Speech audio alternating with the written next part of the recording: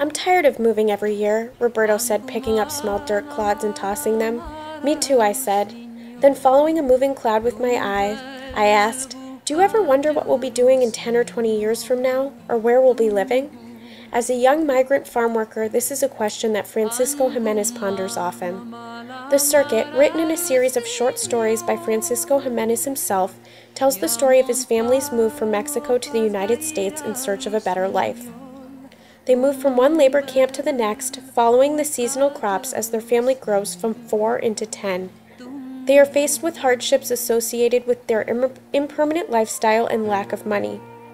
With the help of hard work, determination, and faith, they stick together as a family and grow stronger with each passing day. The Circuit immediately had an impact on my outlook on life. Growing up as a child in an affluent, homogeneous New England town, I took things for granted. School often seemed like a chore, and work around the house was just plain punishment. Francisco's story put my childhood into perspective. How difficult it must have been for him to move so often. I moved once to a beautiful new house to attend a better school. Although I was very fortunate for this situation, it was traumatic for me at the time. How traumatic it must have been for Francisco to move, not for a new house and better schools, but to pick in the fields day after day.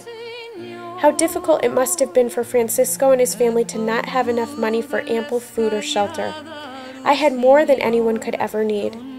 How difficult it must have been to not know how to communicate with other people around you, especially your peers. I could. Most importantly, I was safe. Francisco spent his days worrying about La Migra in fear of being sent back to Mexico. Along with everything else he had to deal with, he always had to watch his back. Francisco's story puts my childhood into perspective. He is not sad or angry about his meager situation as I often was with my very fortunate one. He only tries his best for himself and his family. After thinking long and hard about Francisco's values, I knew that I needed to do something. I needed to share them with young adolescents who are currently in the same situation that I was in when I was a kid. Luckily, I had the perfect opportunity. As the book is directed toward the middle school audience, I have had the pleasure of teaching it twice. Although it may be an easy read for many students, it touches on complex themes that everyone should be introduced to. As an aspiring language arts and social studies teacher, I have used this book to integrate the disciplines together in discussion around theme.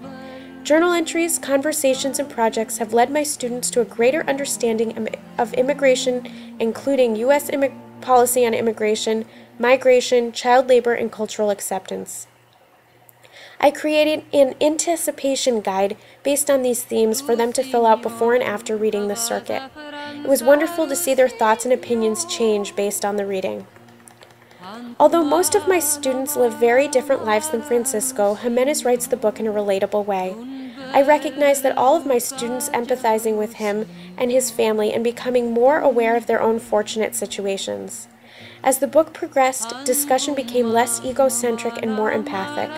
It was wonderful to see them connect with the literature. After reading the Circuit, I consider myself lucky.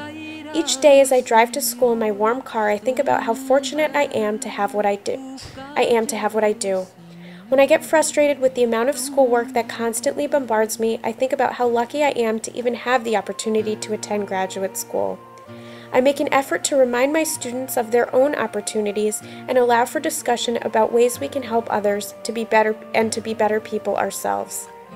The Circuit has taught me about myself and has allowed me to connect with my students on a level that I otherwise wouldn't have been able to achieve. My only hope is that one day I will have a student like Francisco in my own classroom and will be able to have a positive impact on his life too.